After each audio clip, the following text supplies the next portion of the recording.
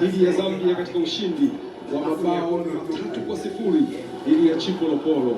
Mabadiliko haya mawili makubwa ambayo Walid Regragui yamelenga zaidi kwenye eneo la ulinzi, lakini eneo la kiungo.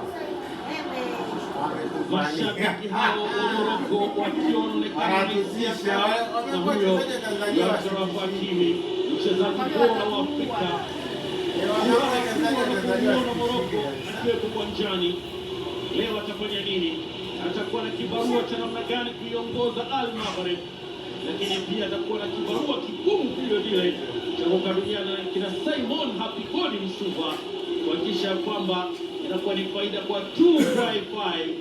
Hawa ndo waamuzi wa maisha leo. Traore Toure, mwamuzi kutoka Mali akisaidiwa na Modibo Samake mwenzake huyu kutoka Mali. Hawa ndio watakaotoka ya waamuzi wanne ambao watakwenda kutuongozea mchezo huu wa leo.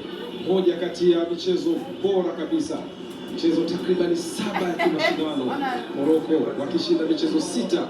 Tanzania mara ya mwisho ilikuwa ni Machi 24, 2013 wakishinda mabao 3-1. Ilikuwa ni mchezo wa kufuzu katika hatua ya kombe la dunia, na kwenye VAR room yupo Issa Sai ambaye ndio akasaidia ile hali ya mambo. Tanzania pia kocha Miguel Gamondi amefanya mabadiliko mawili makubwa.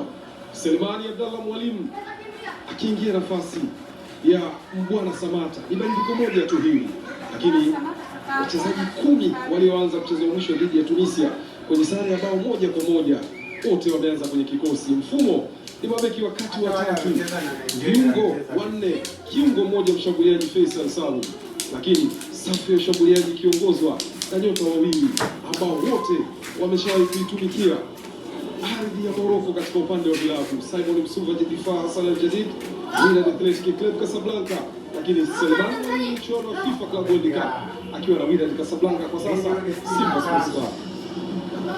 Wote wanajuana vyema kabisa, lakini hiyo haimaanishi kwa namna yote mechi itakuwa mpeche.